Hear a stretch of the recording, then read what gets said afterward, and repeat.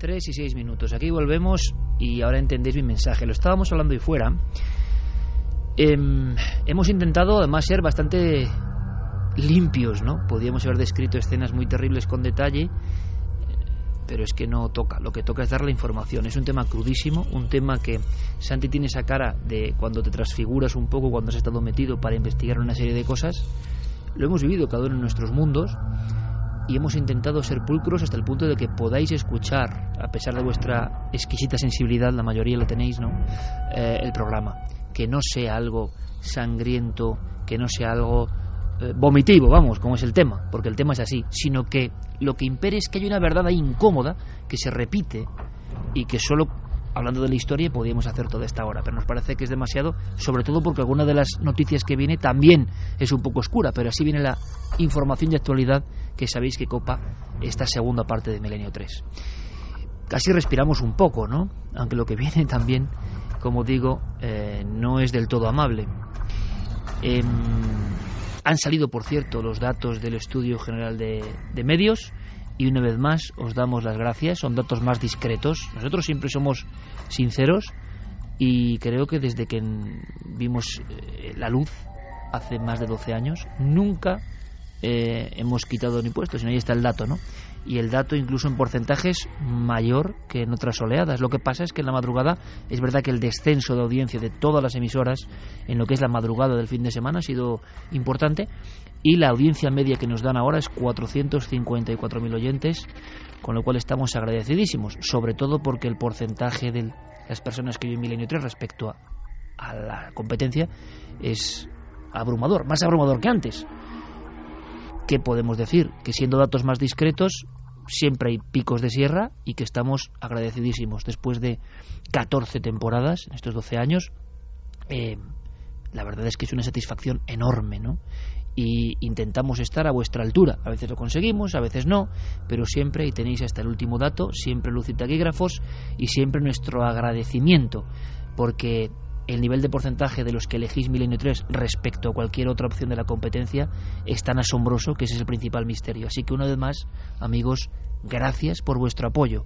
Por cierto que las noticias es que Milenio 3 además es el programa en castellano más descargado de toda la radio y de cualquier país. Por tanto, yo creo que es algo asombroso, que es hace muchos años así, pero siempre hay cada 3 meses que dar las gracias.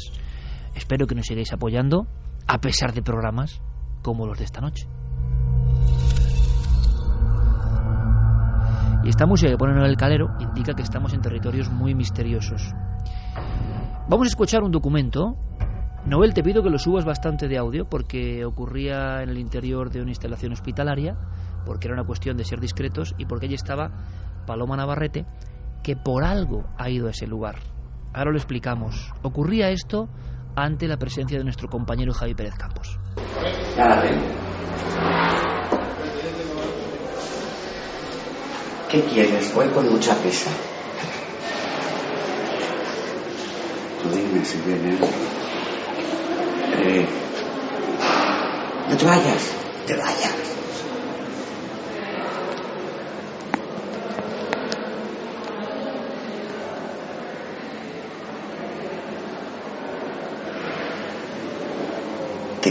Tengo mucha prisa. ¿Qué quieres? Quiero saber quién eres. Va vestida de hábito a hábito. Sor María.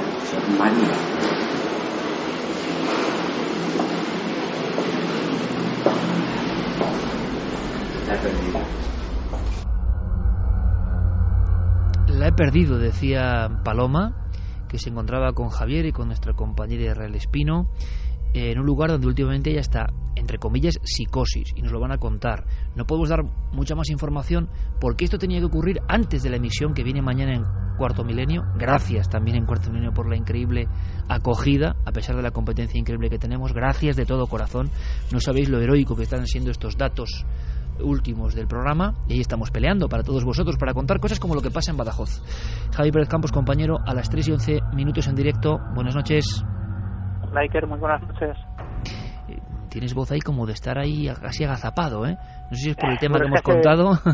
Hace un frío importante y aparte también la soledad de este lugar en el que hemos estado hace solo unas horas. Este audio está extraído de una experiencia que hemos llevado a cabo hace, pues como decía, pues cuando estaba anocheciendo, hace un rato prácticamente, y es un lugar que ahora está desangelado, que todas las luces del edificio están completamente apagadas. Yo me encuentro a la sombra de este lugar, de este hospital, y desde luego es impresionante una vez más la experiencia con Paloma Navarrete, que sin haberle aportado absolutamente ningún dato a mí me ha dejado sobrecogido mientras recorríamos estos pasillos, hacíamos esta prueba con ella, íbamos caminando por los lugares donde se han producido apariciones que tienen aterrorizados a los trabajadores de este lugar y como digo, ha llegado a dar hasta datos concretos que tenemos que seguir investigando. Esta investigación está abierta ahora mismo. Israel Espino, compañera, buenas noches. Muy buenas noches, Iker. Oye, muchísimas gracias por pasar frío para Milenio 3, no es la primera vez. Recuerdo hace un tiempo en el barrio del Teso, allá en las Urdes, que también era más o menos la misma tesitura, pero merece la pena porque tú también nos has ido narrando una situación, quizás sea, no sé si exagerado, pero sí de algo que se venía rumoreando y que hemos contado en alguna ocasión, se pasa en las últimas fechas a casi histeria y nuevos casos, ¿no? Sobre una mujer que aparece en ese hospital de Badajoz, que se deja sentir, pero casi como si fuera una corporeidad que se puede tocar, que no se puede distinguir casi de una persona viva, y que sigues tú con un goteo de casos nuevos de médicos. Claro, Víctor, yo creo que lo que hemos hecho es abrir un poco esa olla a presión de la que ya estaba saliendo vapor, porque se había durante todos estos 20, 30 años se oía hablar de estas señoras que se veían fantasmalmente por el hospital. A raíz de empezar a contarlos, nosotros nuevos casos van saliendo y ahora sé de muy buena tinta que el miedo de la dirección del hospital ya no es que corre el pánico entre el personal, que casi ya lo está ahí, sino que haya un poco de psicosis entre los pacientes, que es lo que más les importa, porque realmente, y te puedo asegurar que parte del personal ya está bastante asustado. Si hay problemas a la hora de las guardias, de dar las guardias por la noche. Sí que en cierto quirófano de pronto han empezado a apagarse muy a menudo saltar las luces, y se atribuye ya cualquier cosa se atribuye al fantasma del hospital. Pero Israel, has dicho una cosa muy importante.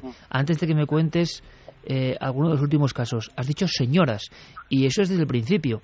Parece que hay como un arquetipo doble, dos figuras que se aparecen. ¿Podrías resumirlo, por favor? Sí, se aparecen y a veces se confunden. Una es una señora de negro, vestida de negro, con el pelo muy negro y recto, y la otra es una monja. Y luego se confunden porque ese pelo negro, en ocasiones, si se ve de lejos y de fondo, puede ser la toca de la monja. Realmente son dos arquetipos que se ven distintamente y a lo largo de estos 30 años. ¿Qué hace esa monja o esa mujer de cara muy pálida y pelo negro, siempre según los testigos? ¿Cuál es su modus operandi? Pues principalmente se aparece completamente o casi completamente corpórea. Los testigos creen que están ante una mujer de verdad, hasta que de pronto cruza una puerta cerrada, o se desvanece o desaparece. Cuando se ha aparecido con forma de monja, incluso cuentan que ha llegado a ayudar a las enfermas, a ofrecerles algún tipo de analgésico, tal como cuentan que lo hacía en vida.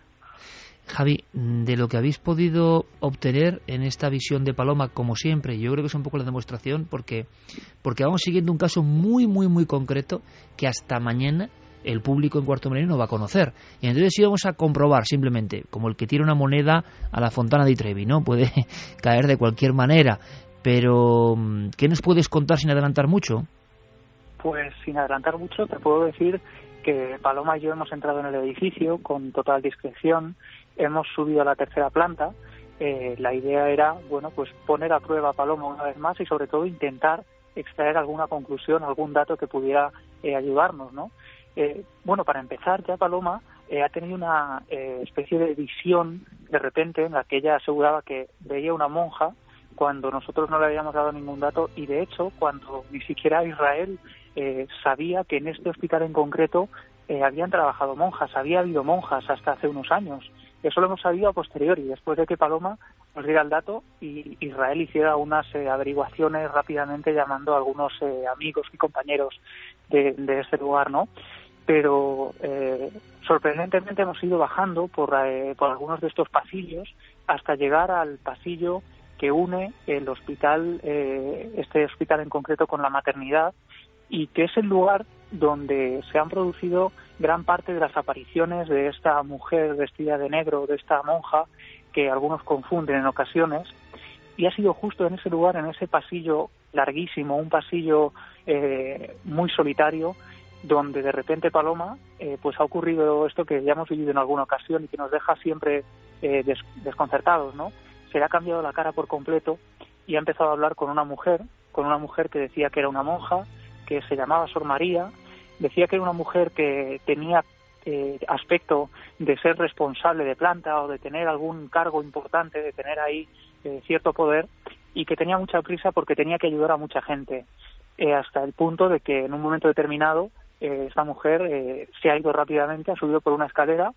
Paloma y yo hemos seguido pues a esta visión que ella estaba teniendo y la hemos perdido por completo. Entonces no hemos podido saber nada más de todo esto, pero lo que me ha sorprendido también enormemente, Iker, es que cuando hemos subido a la segunda planta, resulta que en la segunda planta es donde Israel tenía algunos testimonios recogidos de la aparición de esta monja, y también en esa segunda planta es donde se encuentra la UCI, que es donde se produce, es el escenario del testimonio que escucharemos mañana en Cuarto Milenio, pero que también se produce en ese mismo lugar. Es decir, parece que esa segunda planta, al igual que el sótano, que ese túnel que conecta los dos hospitales, pues es el lugar donde se producen la mayoría de los avistamientos.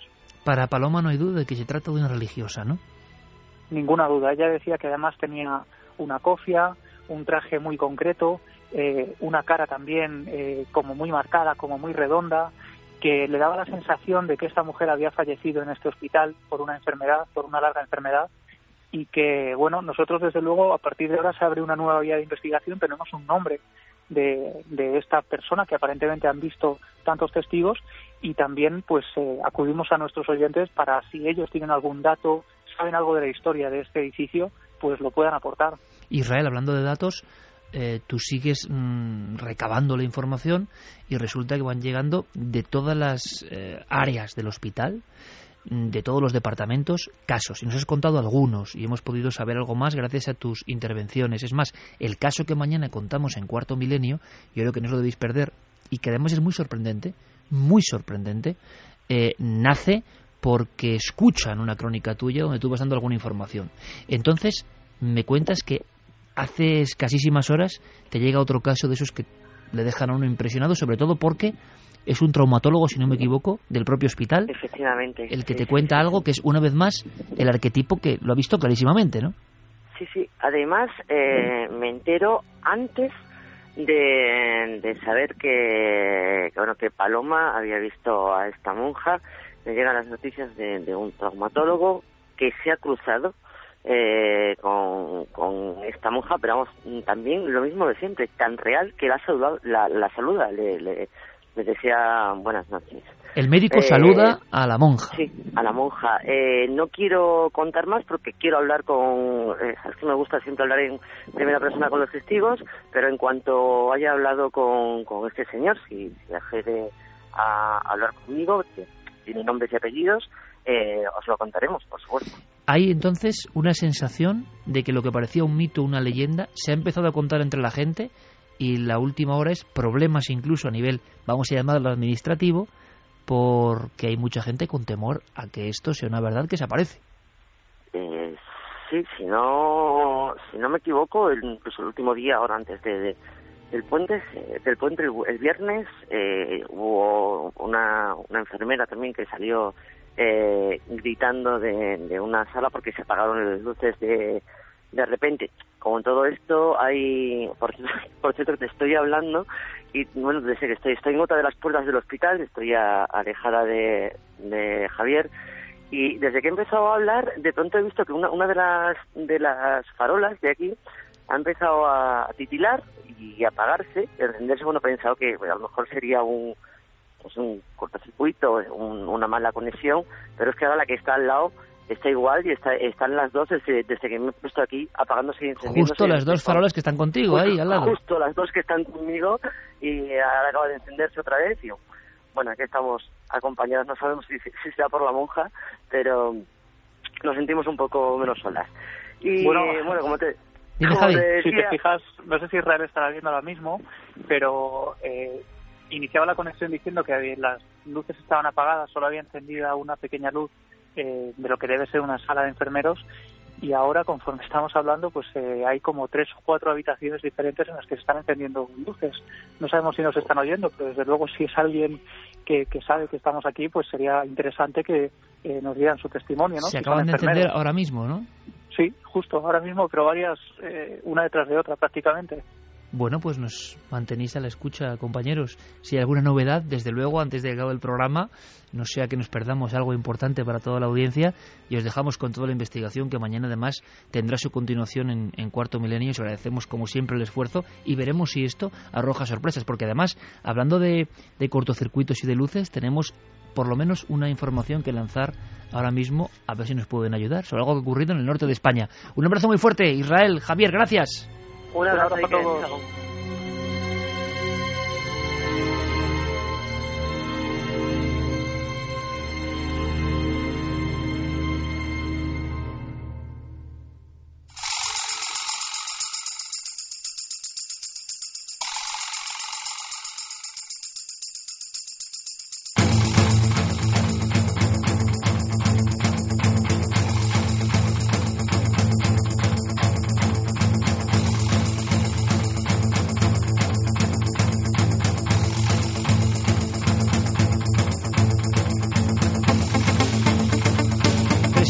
Hora Capicúa, la sintonía de la mesa milenaria.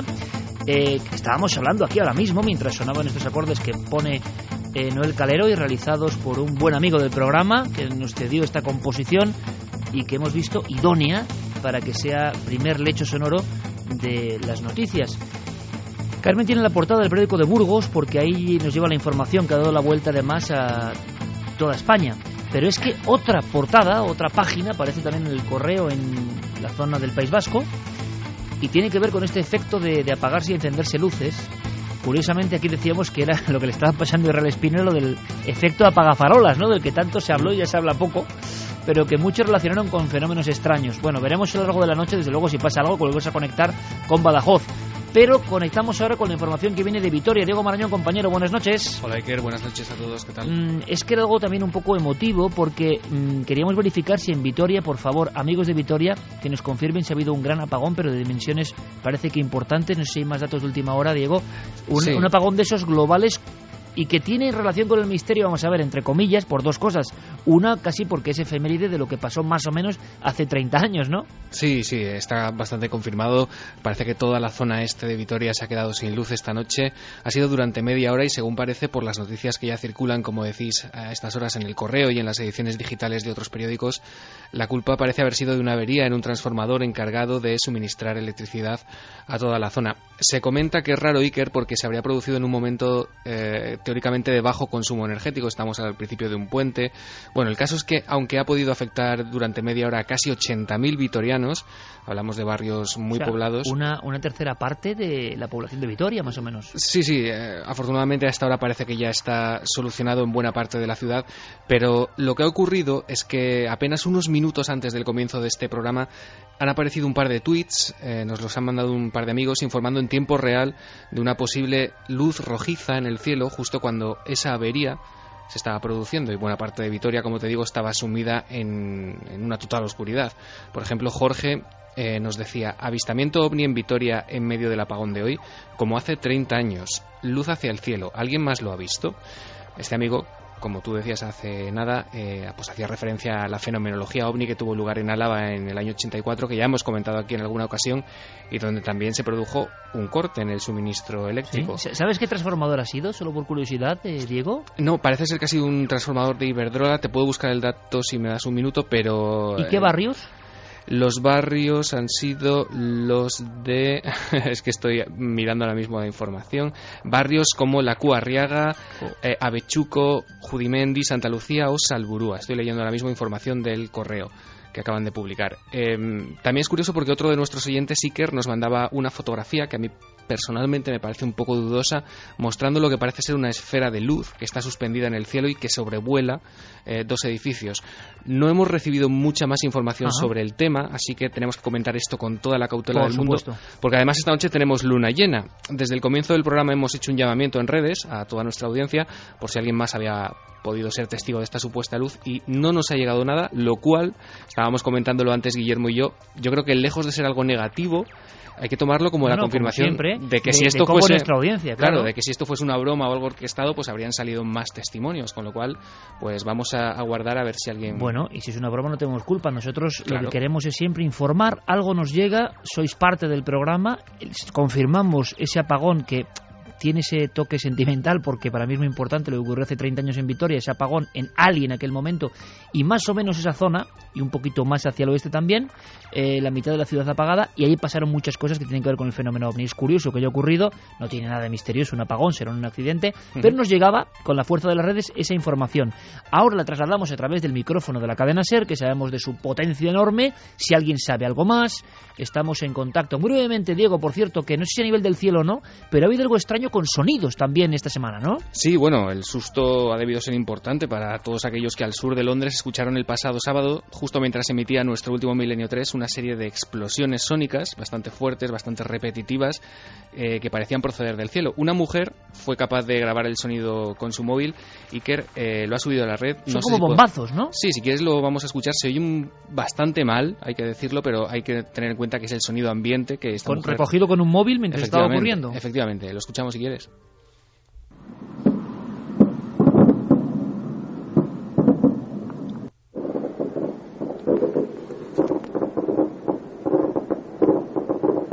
No sé qué opináis, Santi, Carmen, Clara, parece incluso un disparo de algo, ¿no? Parecen fuegos artificiales. Sí, también, o tracas de algo, ¿no? De Valencia, sí, tracas, ¿no? Sí. Bueno, sí, pero, ¿y qué ha ocurrido? Claro, sí que parecen fuegos artificiales, pero el caso es que nadie sabía muy bien qué estaba pasando, pero la preocupación aumentaba a medida que trascendía, gracias a las redes sociales, que ese mismo ruido, ese ruido en cuestión, había podido escucharse no solo en Inglaterra, sino al mismo tiempo en lugares como Búfalo o Nueva York. Es decir, fuese lo que fuese, ese impacto sonoro había llegado a ambos lados del Atlántico.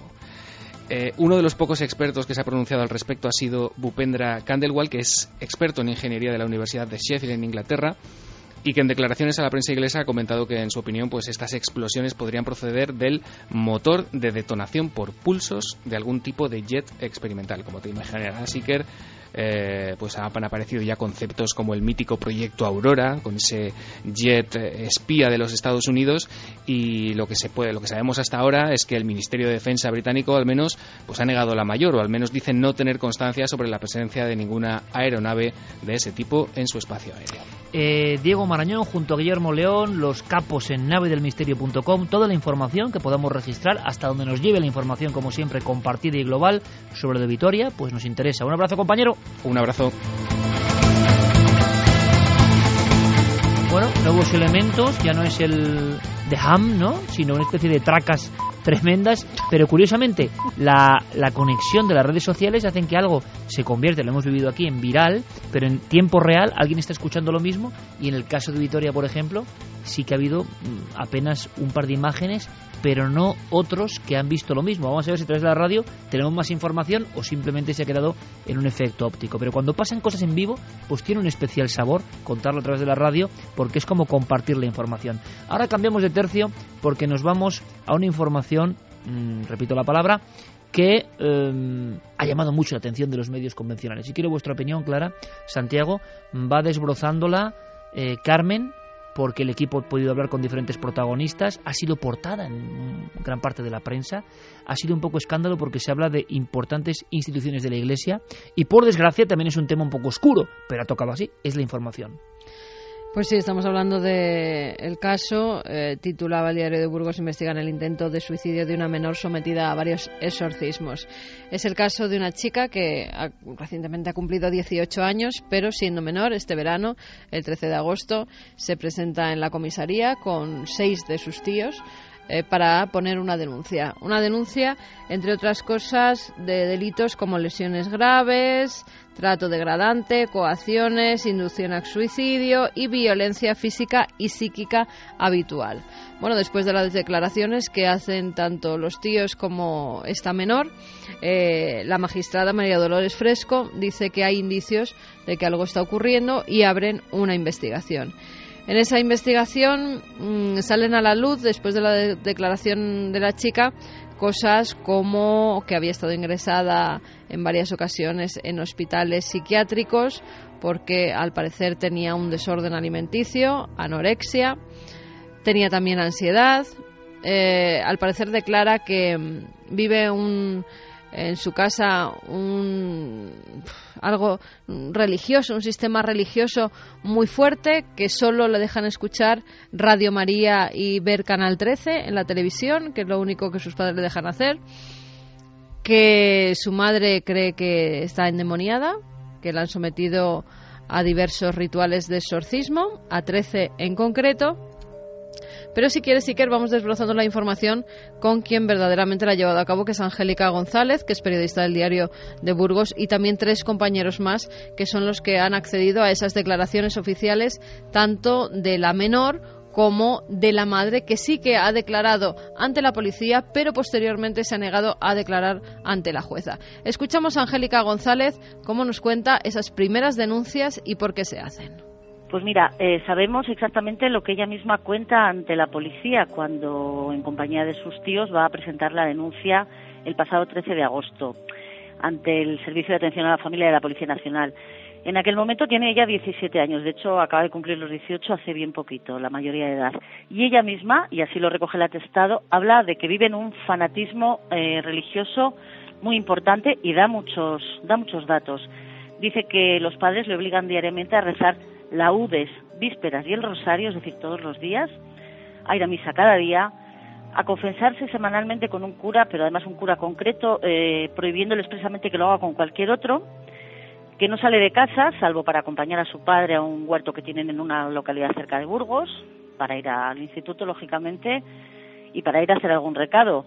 No va a las fiestas de la gente propia de su edad, no va a los cumpleaños de los compañeros, no va a las cenas que se organizan en clase, no va de fiesta, ni siquiera va al cine.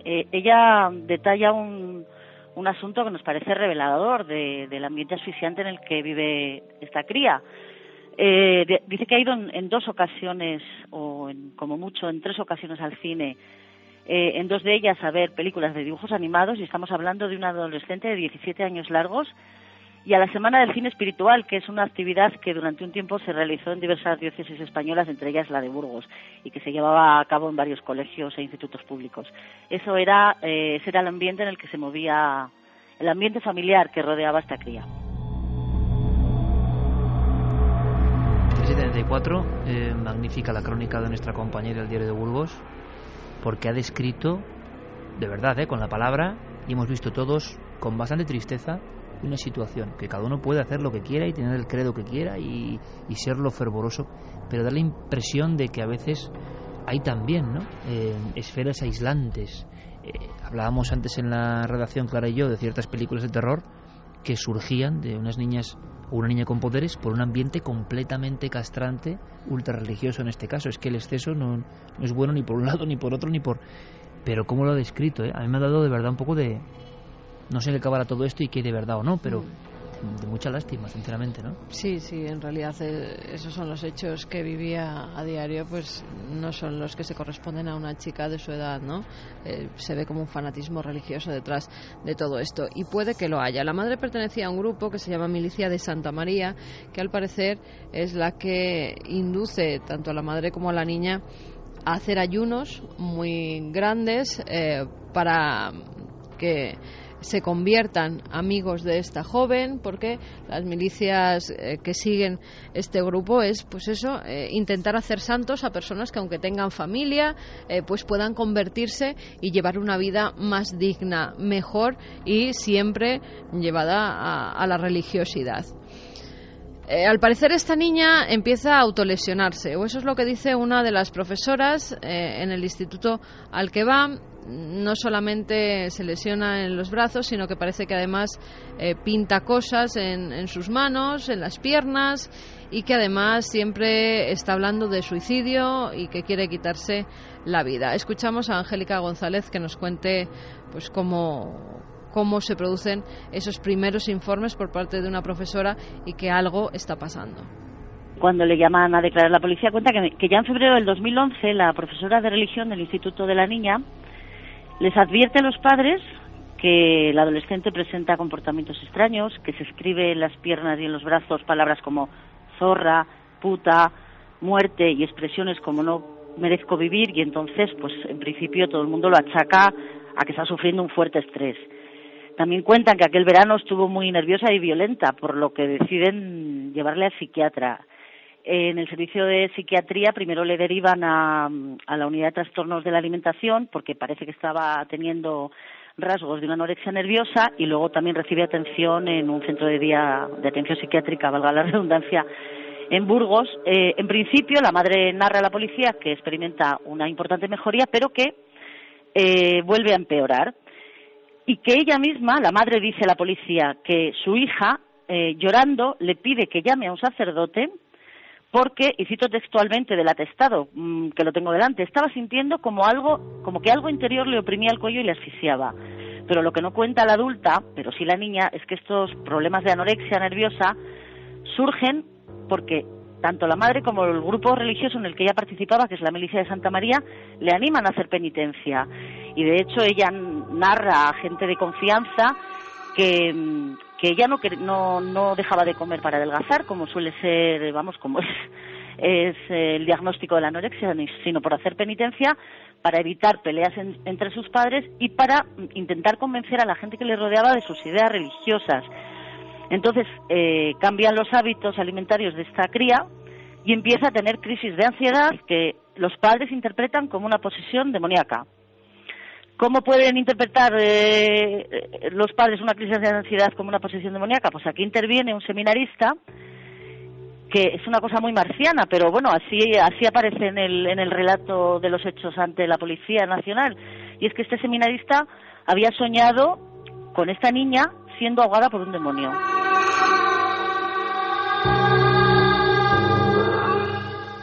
Pues entra en escena ese seminarista que, al parecer, la madre, cuando es interrogada por la policía, declara que ese seminarista tiene una especie de don, que con solo hablar con una persona pues puede saber cómo se siente esa persona, y en el caso de su hija le dijo que tenía una fuerza extraña en su interior y tenían que hacer algo con ella, aconsejándoles hablar con un sacerdote amigo. O sea, esto es un cóctel extrañísimo de película, sinceramente. Totalmente. Aunque haya una inmersión en...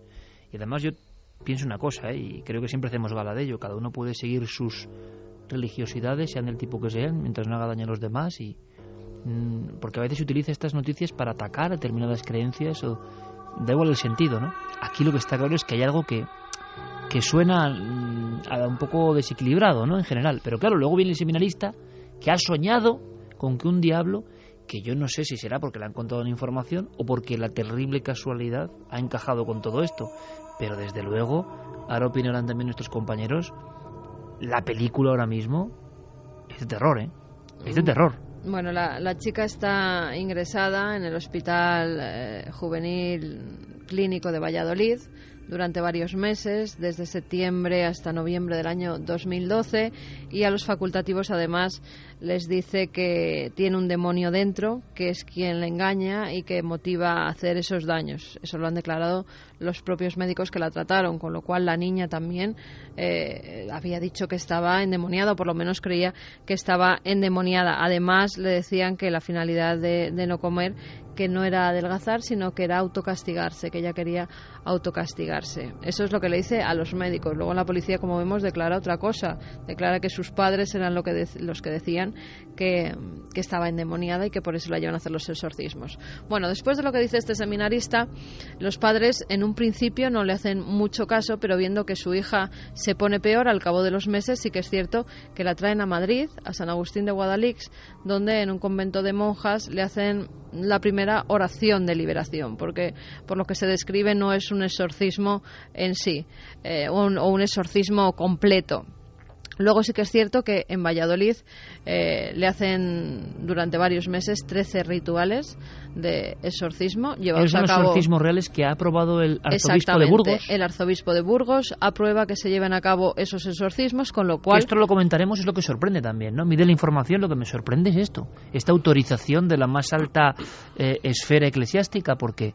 yo no sé qué opináis, compañeros, porque algo han tenido que ver. Claro, porque si sabemos no, que hoy en día la Iglesia no aprueba que se hagan exorcismos. Tienen que tenerlo muy claro, incluso tienen que haber estudiado los informes psiquiátricos de la menor para ver que no hay un desequilibrio, sino que se trata de algo verdaderamente que no pueden explicar. Con lo cual empiezan los exorcismos. El sacerdote además ha dicho que por la orden que tiene, pues no puede revelar lo que pasó en ellos, pero sí que se ha filtrado e incluso se ha dicho en las declaraciones que han hecho tanto la madre como la hija que esta chica tenía una fuerza sobrenatural, que se tenían que sentar varias personas encima de sus piernas para sujetarla, que era rodeada de estampitas que pronunciaban el rituale romanum, las oraciones, que ella escupió en varias ocasiones al sacerdote y que éste incluso llegó a decir que había oído hablar a la chica en arameo, que cuando el agua bendita tocaba su cuerpo parecía que su cuerpo saltaba, que parecía que, pues como suele ocurrir, que quemaba el cuerpo de esta joven. Porque de momento te iba a decir además, bueno, ningún dato realmente extraño. La fuerza descomunal puede pertenecer a las áreas de la histeria perfectamente. Ahora, lo de si han oído hablar en arameo ya es otra cuestión, que pertenece quizá a otro ámbito. No sé qué pensáis, compañeros, sobre esto, porque el caso tiene una complejidad que yo no esperaba. Yo, Carmen, he seguido este dossier. Tiene una complejidad que igual hay detrás cosas más inquietantes de lo que parecen en un principio. ¿Qué opináis? Pues yo pienso que, bueno, habrá que investigar y seguir un poco el caso, ¿no? Pero sí que me da la impresión de que hay muchos elementos de que tienen un componente psicológico importante, mucho más de lo que parece, porque tiene una raíz, ¿no? Primero, me parece terrible que por un fanatismo religioso, sea de la religión que sea, se pueda provocar un daño a un hijo porque claro, esto no es una cosa de unos meses, supongo que es una cosa, un hábito de vida, una forma de vida que se ha ido inculcando desde niña, y que claro, entras en unas edades de la pubertad en la que no puedes estar reprimiendo constantemente una serie de todo lo que conlleva tu vida y seguir unas directrices. Entonces, el momento en que sale una personalidad que se rebela contra eso, que puede explicar perfectamente lo de que se haya escrito palabras soeces o que se quiera morir, en fin, es que me parece todo muy lógico, ¿no? Y luego no tener ni siquiera la visión de que ese mal que has provocado en un hijo, de darte cuenta de que lo has hecho y encima intentar solucionar algo poniendo un parche donde has generado tú una cosa aduciendo a un tercero, que en este caso sería el maligno, ¿no? El hecho de que haya diferentes declaraciones, por un lado a la policía, por otro lado a los psiquiatras, a mí me parece perfectamente coherente dentro de una confusión mental. Es decir, a saber a qué grado de confusión ha llegado esta chica, ¿no? De llegar a un momento en que no saber ya ni siquiera distinguir entre lo que es real y lo que no. El caso, si quieres, sí que era Angélica González, que es la periodista del Diario de Burgos que nos ha concedido esta entrevista, nos habla sobre esos ritos de exorcismo y cómo se llevaron a cabo. Hay secreto, pero se sabe algo. Sí, se sabe lo que han declarado tanto la madre como la hija en la policía y en el juzgado. La cría cuenta que le tumban en el suelo a los pies del altar del convento de San Joaquín y Santana en Valladolid, y que es sujetada por sus padres, por su catequista, le sujetan el cuerpo y le ponen un crucifijo en la frente, haciéndole daño y causándole una herida. Además, la niña cuenta que también le ponen imágenes de santos por todo el cuerpo. Durante este rito, no sé, por llamarlo de algún modo, el exorcista, que es Jesús Hernández Sahagún, nombrado por el obispo de Valladolid, reza el rosario y otras oraciones de sanación, le hacen beber agua con sal y le dicen a voces, y que me perdonen los oyentes, pero esto es literal también: ¿tú quién eres? Satanás, Belcebú, el diablo en persona, y también una frase en latín, que tengo que echar mano de mis conocimientos del bachillerato, que dice así: bestia inmunda, diximi como tu adominaris. Así durante 1 o 2 horas y hasta en 12 ocasiones. La menor le cuenta a la policía, además, que el exorcista le ordena abandonar la medicación que le había sido pautada por el psiquiatra. Aquí hacemos aspavientos porque todo suena muy raro. ¿Cómo concluye de momento esta historia? Y quizá da más noticias, espero que no tan negativas, pero todo este caldo de cultivo es bastante raro, tremendo, sobre todo, mira, a mí me ha llamado la atención lo del agua con sal. Es que eso nos recuerda al exorcismo de Albaicín. Exacto, eso lo hacen los curanderos, la gente que con otras técnicas fuera de la Iglesia pretende sacar esos espíritus eso malignos. No es muy ortodoxo, pero digamos, nunca ¿no? Los sacerdotes de la Iglesia Católica, que se basan simplemente en la cruz, en el agua bendita, en echar pues ese agua bendita no solo por el cuerpo de la niña, sino por su domicilio en muchas ocasiones, porque puede estar infectado. Y también llama la atención que la niña recuerde perfectamente las palabras que se le dicen durante el exorcismo. Y más siendo recordar, ¿no? En latín, no se suele acordar, no se suelen recordar, y más centrándose en eso, porque son palabras muy concretas. Cuando está diciendo Angélica, la periodista, esas palabras en latín son las que tiene que decir el sacerdote para que el supuesto demonio o demonios que poseen a la chica revele que está dentro de él y le diga el nombre, por si es un espíritu maligno menor o mayor, o es el propio Satanás, que es por lo que los sacerdotes preguntan quién es el demonio que está dentro de la chica. Me parece raro que ella recuerde esas palabras en latín. Pero vamos con los 13 exorcismos que ella vive y luego te cuento cómo acaba la historia.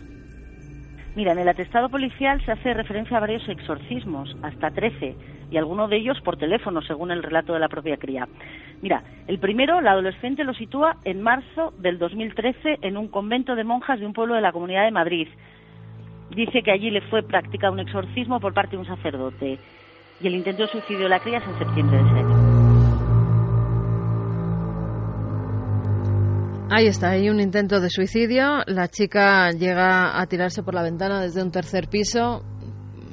No se ha quedado paralítica, no se ha quedado tetrapléjica, como dijeron algunos medios de comunicación, sino que sufrió lesiones por la caída en un tobillo, en la espalda, en los brazos, pero se va recuperando de esas lesiones. ¿Ha declarado ella por qué se tira? Porque quería quitarse la vida. Directamente, ¿no? Pero por el demonio, le obligaba el demonio, no se sabe. No, pues mira, entre otras cosas, y la madre ha dicho que sí, pero que lo hizo presa de los nervios. En un episodio, la chica declaró ante la policía que su madre le dijo: anda y tírate por la ventana. Su progenitora reconoce haber pronunciado esta frase en un momento de estrés, cuando su hija amenazaba, dice, con cortarse las venas o ingerir pastillas. Al parecer también el padre había dicho una serie de improperios en contra de esta chica. El padre ha dicho que lo decía, pero al ente que poseía el cuerpo de su hija, no a su hija. Y es todo bastante raro, y que yo creo que va a haber que seguir investigando este caso, porque hay muchas cosas. A mí varias que se me escapan, os lo aseguro, ahora os lo comento. Pero vamos. Sí, hay bastantes. Y también me chocan las declaraciones que hace delante de los médicos y después las declaraciones que hace con la policía. Las anoréxicas normalmente se vuelven muy mentirosas, porque tienen que saber llevar esa mentira para, incluso cuando están en familia, saber cuándo vomitar, cómo mentir, con lo cual hay que tener en cuenta varias cosas en este caso, que puede tener un desorden mental, un desorden alimenticio que le hace llevar a creerse una serie de cosas o a fabular una serie de historias, también un entorno religioso tremendamente opresivo que lleva a esta... Sí, pero el obispado de Burgos, autorizar esto, imagino que no es porque sí tampoco, ¿no? Sí, sorprende. Santi, ha tenido que ver opináis? Algún indicio, yo creo. Por ejemplo, a mí hablábamos... Clara y yo, vamos a decirlo, sin ningún tipo, por favor, que nadie piense, pero hablábamos de Carrie esta noche, que es la historia de una niña que tiene fenómenos paranormales porque vive en un entorno. Hablábamos de Julianne Moore, el increíble papel que hace, ¿no? en el remake, ese ambiente tan opresivo que, claro, los cambios hormonales, lo que está pasando en una chica de esa edad, pues sale por cualquier lado. En este caso en forma de, los fenómenos paranormales muchas veces piensan los expertos la telergia o el fenómeno recurrente absolutamente incontrolado es una parte de la energía que no está bien canalizada. Pero, por ejemplo, ese sacerdote que ha soñado con el demonio que ahoga. Luego, si es verdad o no, que yo no lo sé, que se ha hablado en arameo o son fuentes como este sacerdote ya muy metido en el tema, el que lo ha dicho, porque hay sacerdotes y sacerdotes, claro. Y luego también que el arzobispado de Burgos, Santi, por ejemplo, autorice cuando sabemos que la Iglesia últimamente, precisamente porque esto no es buena prensa para ellos, se moja poco, ¿no?, para autorizar algo. ¿Habrán visto algo?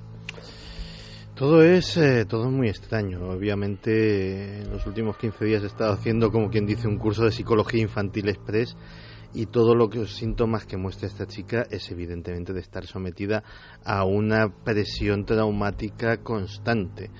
El entorno familiar no tiene que ser demasiado positivo, y insisto en lo que decías tú, me da igual que sea un entorno cristiano, que sea musulmán o ateo, es un entorno absolutamente... También es el entorno que conocemos de palabras de la chica, sí, claro, de las que se han publicado en el informe policial. La madre con lo cual... sí reconoce lo de los exorcismos, ¿no? Sí, por supuesto.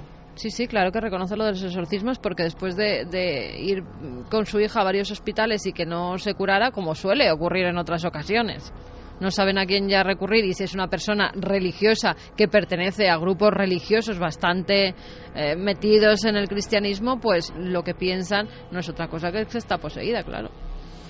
Pero claro, los síntomas de posesión en teoría son que tiene, o lo que la lleva a esta familia a recurrir a esa solución, es que la chica tiene ataques de ansiedad. Sí, pero en un ataque de ansiedad tú no hablas, yo no me pongo de abogado del diablo, nunca mejor dicho, ¿no? Pero no hablas en arameo. ¿Es verdad que habla en arameo o es una exageración? Claro. ¿Quién sabe arameo para saber si habla en arameo? Es que, por cierto, siempre se habla de hablar en arameo en los exorcismos, y hombre, hablar en arameo es que no es latín, ¿eh? No, es arameo. Claro, es arameo, que es una lengua que, por cierto, no vas a usarlo de forma cotidiana, ¿no? Pues el profesor Piñero y pocos más por aquí. Y pocos más. Habría que preguntarle a él. Bueno, seguiremos la investigación, ¿no, Carmen? Porque, desde luego, como historia social, lo importante es que ha pasado en Burgos, no en Nebraska. En Burgos, ayer, ¿no? O sea, esto ha salido a la luz ayer. Lleva mucho tiempo, sí, pero... la denuncia se hizo en agosto. ¿No? Es increíble. Y la chica, pues, desde que se hizo la denuncia, estuvo... pues un poco respaldada por los grupos sociales, y ahora ya con 18 años me imagino que estará con familiares suyos. Lo que esperamos es que la chica se recupere, deje todo esto atrás, pero sí que hay casos, se cuenta, el famoso exorcismo de Emily Rose, el caso real, Annalise Michel, había unos componentes parecidos y acabó en muerte, ¿no? En un ritual donde la presión y la anorexia, ¿recordáis? Y el juicio penal. Exacto, llegaron a un límite de el cuerpo no soportar la presión psicológica, la desnutrición, y acabó con la muerte de Annalise Michel. Sí, y acusado el sacerdote. Seguiremos investigando. Oye, corremos un tupido velo porque lo de esta noche ha sido como para que los son milenarios... Las noticias, sí, hay claro, veces es así, que vienen oscuras y hay veces que vienen luminosas. Y hay que saber que esto pasa. Vamos a ver si es posible un poquito de luz ahora, ¿no? Venga. Vamos allá. Vamos de Matrix. Luego me contarás qué opina nuestro público sobre esa película, que como todas las películas se han quedado en el inconsciente colectivo, se han convertido luego en un mensaje que las ha dejado viejas o resulta que las ha aproximado a la realidad. Santi, ¿por qué Matrix para algunos es... Nada, va a ser muy breve, ¿eh? ¿Por qué para algunos es una auténtica filosofía y para los de tu gremio más, que se está convirtiendo en absoluta realidad? Porque Matrix es una genialidad que podía haber sido posiblemente la película más pretenciosa de la historia de haberse hecho de otra manera, porque de hecho no hay nada más increíble que hacer toda una alegoría de diversas corrientes filosóficas. Es como el mito de la caverna de Platón, pero a lo bestia, digamos. Pero en el fondo bebe entonces de una historia que es una de las primeras historias importantes de la humanidad, la ilusión en la que vivimos, ¿no?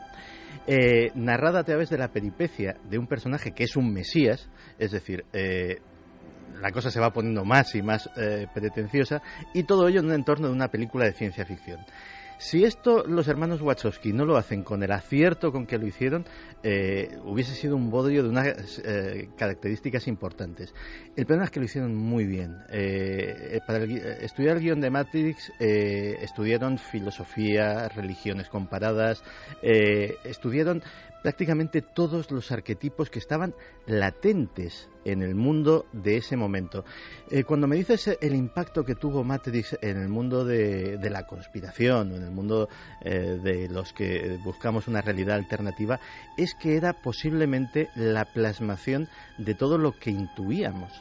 Es decir, era ver en el celuloide una cosa que todos teníamos en mente pero que no sabíamos definir muy bien, y era que la realidad que tenemos ante nuestros ojos es un escenario. No es una película, y yo la tengo muy vista, que haya que ver de una forma literal. Si la ves de una forma literal te puede parecer muy divertida y es de hecho una gran película de aventuras, pero si te vas fijando en la alegoría, tiene doble lectura, ¿no? Tiene doble lectura. No solamente eso, no solamente se trata de, oye, el mundo no es lo que parece, hay una realidad alternativa, búscala, sino del poder que le da a cualquier ser humano el saber que el mundo no es lo que parece. El momento en el que consigues ese conocimiento, el momento en el que te tomas la pastilla roja, sea Neo, sea Paco Pérez Avellán o sea cualquiera de nuestros oyentes, es un momento traumático. Es un momento en el que el mundo se vuelve más duro, se vuelve más feo, en el que en el fondo hay un personaje que quiere volver y que de hecho vende a sus compañeros porque quiere volver a estar engañado, porque no soporta la realidad del mundo real. Pero cuando te has pasado esa barrera, eso te da un poder sobre ese entorno absolutamente tremendo. Hay una escena que es la que me encanta, que es cuando Neo ve a otros candidatos a ser el Mesías, digámoslo así, a ser el elegido, y hay un niño que con pinta de monje tibetano, con la cabeza rapada, que tiene una cuchara en la mano, como Uri Geller. Y la cuchara no solamente se dobla, es que la hace bailar casi como un encantador de serpientes. Y él le pregunta, ¿pero cómo haces eso? ¿Cómo haces eso con esa cuchara? Y el niño le dice, es muy fácil. No hay cuchara.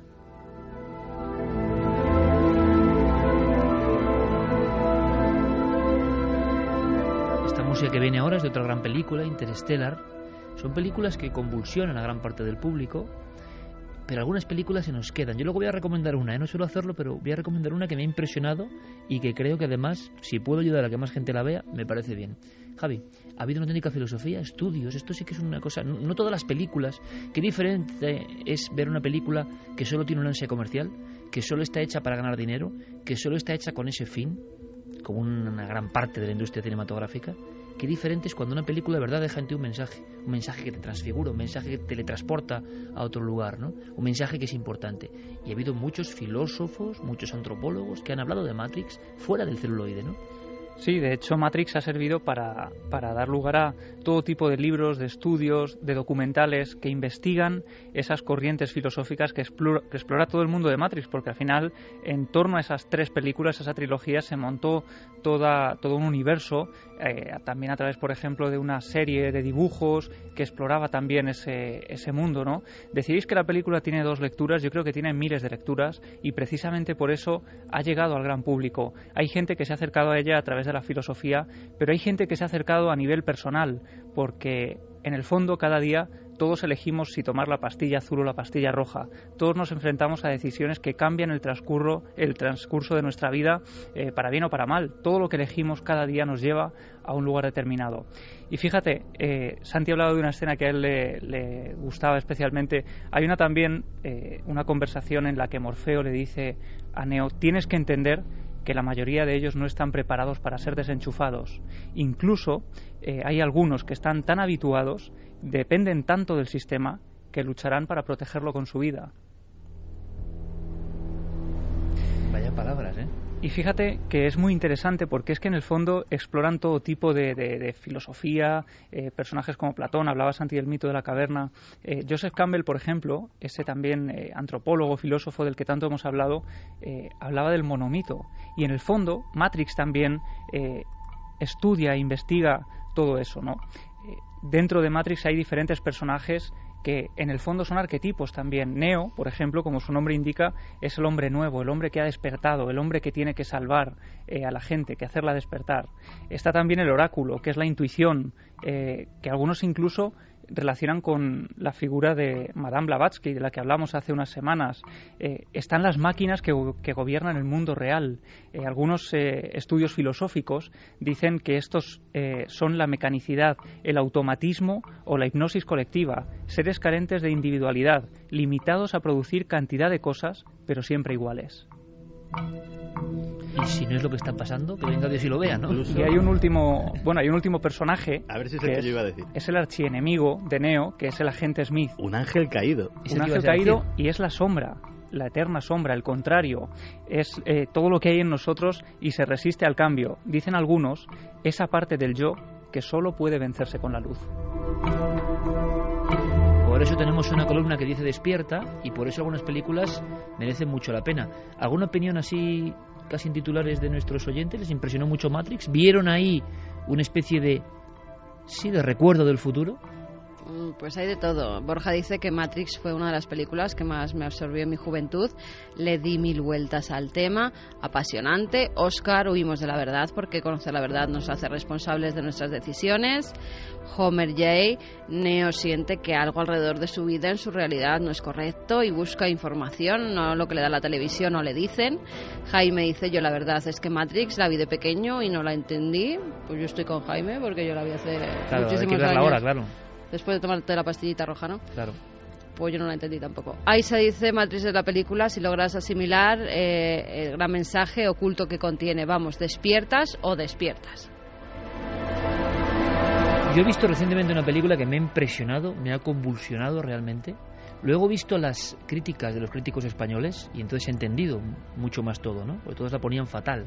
Entonces he entendido que era una maravillosa película, claro, evidentemente. Tiene unos primeros minutos un tanto densos. Sí, pero después es increíble, alucinante, transformadora, creo yo, muy emocionante. Y habla en el fondo de todo esto que estamos comentando desde hace tantos años, ¿no? Tuve además el contraste y tú lo sabes, vimos esta película y luego vimos otra que realmente estaba basada, pues bueno, en las modas, pues no sé, en la Ouija, en no sé qué, y era patético. ¿Por qué? Porque cuando tú ves una obra que tiene mensaje de verdad, que tiene luz de verdad, que está hecha con ánimo de verdad de transformar, y ves luego el producto absolutamente manufacturado que solo está hecho para ganar dinero, que hoy es muy, muy noble, ¿eh? Pero como hagas el contraste, te parece... Las películas por eso tampoco tienen por qué tener una filosofía y pasarlo bien viéndolas. Claro, pero algunas sí, ¿no? Porque sí, pueden transformar pero no el mundo. Puedes compararlas. Claro, pero yo te digo unas son para que divertirse y otras son para al enseñar. verlas juntas, el contraste todavía es más feroz, ¿no? Y esa película de la que yo hablo es Orígenes. Sale un ojo. Y si podéis, yo lo recomiendo porque lo siento así. Es más, creo que ese director y la gente que ha intervenido en eso merece mucho la pena. Están hablando de algo que está en la tramoya de las cosas, están yendo un paso más allá. Y es muy emocionante, es muy emocionante. No es fácil de ver, dicen algunos, yo también lo comparto, en un principio es un poco confusa, pero de pronto pasa algo, y sobre todo pasan algunas cosas que te convulsionan. Desde luego es alguien que cree tener una misión, no es una película más por hacer, ¿no? Y eso, cuando enseguida vas a las críticas, sobre todo viendo lo que han criticado otras películas absolutamente nocivas para la mente humana, y dices, claro, ahora lo entiendo. Estos críticos tienen que poner mal esta película. Es normal, es absolutamente normal. Lo tenebroso es que alguna gente que nunca se va a desenchufar hable bien de algo que sea bueno, porque entonces estamos perdidos. Hay algunos que siempre verán la vida de una forma, ¿no? Por cierto, que está con nosotros esta noche nuestro compañero Xavier Martínez, de los 40, se ha convertido en un habitual ya en la nave del misterio y nos alegra. Ayer el tipo estaba con un frac, con un smoking, ¿no? Con un smoking, ¿eh, Xavi? Buenas noches. ¿Qué tal, milenarios? ¿Cómo estáis, amigos? Delante de 20.000 personas y no te temblaba el pulso, tío. Bueno, viste el milagro, ¿no? Que se produjo ayer en el Barclaycard Center en Madrid, ¿no? Increíble. Misterio, ¿eh? Increíble. Pero sobre todo misterio que tú saliste ahí delante de 20.000 personas gritando enfervorizadamente, no deja de ser. Y oye, no te temblaba el pulso, me sorprendió muchísimo. Bueno, es que si me sigues invitando a Milenio 3 y estoy cerca de ti viendo cómo haces el programa sin un papel, sin una nota, ya me pueden poner 20 galas de premios que voy a aprender algo, ¿eh? No, alguna hay, tú la has visto. Se ve alguna ahí, pero bueno. Oye, muchas gracias. Y además me hizo mucha ilusión que estuvieras ahí, ¿eh? Bueno, y también ahí. Carmen, por supuesto. ¿Te gustó? Me encantó. ¿Has visto Orígenes? Sí. ¿Y? La vi hace mucho tiempo y sí que es verdad que es un poquito densa al principio. ¿Pero la del ojo? Sí. ¿Y no te gustó mucho? Me gustó, lo que pasa es que me gustaría, como lo has comentado, me gustaría verla otra vez. Ah, amigo, claro, pero igual te estás equivocando. Que es No, está estrenando en noviembre. No, pero en inglés... No, entonces no es. Claro, es que no es la misma, no es Origen. No es de Christopher Nolan. No, es de Cahill. Vale, entonces no. Entonces amigo, ya me extrañaba. ¿Ves? Ya me extrañaba que tú no vieses eso con esos ojos. Te pongo deberes, ¿eh? Venga, va. Orígenes. Está en el cine ahora. Sí, vale. Transformadora total. Unos científicos buscando la evolución del ojo, que es un paso que nadie acaba de entender muy bien. Y en esa interfase se descubre el misterio. Y hay un debate brutal entre un científico que no es capaz de salir de su cuadrícula, pero le va sorprendiendo el misterio, y una científica que sí es capaz. Esa lucha entre lo espiritual y lo científico, esa búsqueda con el ojo como señal, como huella dactilar de nuestro origen y nuestra conexión con el pasado, ¿no? Deberes, ¿eh? Origen, por cierto, volviendo a la que yo pensaba, ¿no? Origen es brillante y volvemos a lo mismo, ¿eh? Sí. Al despertar, al querer vivir en ese mundo. Pero es origen. ¿Verdad? Origen, también brillante, ¿eh? Orígenes. Esos son los deberes. Transformadora. Bueno, pues vemos las dos, Origen y Orígenes. Eso es. Esta que suena ahora que nos pone Jerey también nos gustó, Interstellar. Hay buenas películas, claro que sí. Película no, realidad. Vámonos hacia la actualidad más absoluta. Podemos hacerlo incluso con esta banda sonora perfectamente, porque mirad qué fuerza tiene. Parece que algo va a ocurrir, y una historia de película es la del avión desaparecido, la de ese avión que de pronto se desvanece, que se ha buscado por activa y por pasiva, que han surgido noticias que hablaban de que sí, que estaba ya. ¿Qué pasa ahora y por qué esta noche ha habido revuelo en ciertos medios internacionales? Si fuera solo el avión el que desapareció, pues bueno, pero las 239 personas que viajaban en él es lo que a las familias les tiene en vilo desde que desapareciera el MH370 de Malaysia Airlines, porque cuando viajaban de Kuala Lumpur hacia Beijing, de repente, como todo el mundo sabe, se pierde su pista. Investigaciones posteriores creen que verdaderamente fue un secuestro del avión, que había algo muy oscuro detrás. ¿Y ahora qué se está haciendo? Bueno, pues han salido esta misma semana nuevas noticias. En primer lugar, desde la policía de Malasia se ha hecho una reunión con todos los familiares de los desaparecidos, y en ella, aparte de darles una compensación económica que todos han rechazado porque no quieren los 40.000 euros que les ofrecían, sino que quieren llevar a juicio a esta compañía y sobre todo encontrar a sus familiares para enterrar, dar un buen entierro. Seguimos con lo mismo. Sonador hoy. Exactamente, dar un buen entierro a decir, esas... No se sabe ni dónde están, no hay peor trauma que el del desaparecido, ¿no? Exacto, con lo cual esas familias han rechazado el dinero, lo que quiere es que encuentren a sus familiares, y la policía lo que ha pedido es el ADN. ¿El ADN para qué? Pues para que cuando encuentren el más mínimo resto de uno de los cuerpos o del avión, inmediatamente se saquen o se rescaten esos cuerpos o lo que quede de ellos, y se hagan cuanto antes los análisis de ADN para devolver a cada fallecido a su familia. Eso lo están avanzando ya, pero ¿por qué? Las familias se preguntaban que por qué estaban haciendo esto cuando no se tenían noticias del avión. Y justamente horas después aparecen unas filmaciones, unas fotografías que se han hecho en el Océano Índico a 200.000 kilómetros cuadrados. Han sido totalmente escaneados con un sonar, han sido fotografiados zonas que nunca antes habían sido vistas por un ojo como estos escáneres, como estos sonars, y ahora lo que se está haciendo es visualizar casi cuadrícula a cuadrícula estas imágenes que ha dado el sonar. Sabéis que el sonar son como imágenes acústicas, ¿no? Lo que emite, el ruido que emite. Bueno, pues a 6.000 metros de profundidad. 6.000 metros. 6.000 metros de profundidad. Zonas, ya te digo, que nunca antes habían sido vistas por el ojo humano. Hasta tal punto han llegado porque quieren por fin rescatar y han puesto toda la tecnología, los avances científicos y tecnológicos que están a la orden del día allí, pues se han llevado todos además en un buque gigantesco y se está escaneando palmo a palmo. Pero se ha publicado que hay imágenes. Se ha publicado. Hay imágenes y se ven en esos radares una especie de lo que parece que no saben, no quieren dar la voz de satisfacción del todo porque no saben, tienen que comprobarlo. Porque los restos no se han hallado, no se ha hallado ningún resto en la zona, ni cerca, con lo cual tienen toda la precaución del mundo. Pero sí que es cierto que parece que hay una cola como de avión. Ahora, ¿puede ser que sea solamente del terreno, que sean rocas que nos engañen? ¿O verdaderamente hay algo más. Pues es lo que tienen que comprobar. Claro, estoy recordando al director de la Asociación de Pilotos Española, que estuvo en Cuarto Milenio hablando de esto, sí, y decía que lo raro no es... O sea, un avión no cae a 6.000 metros entero.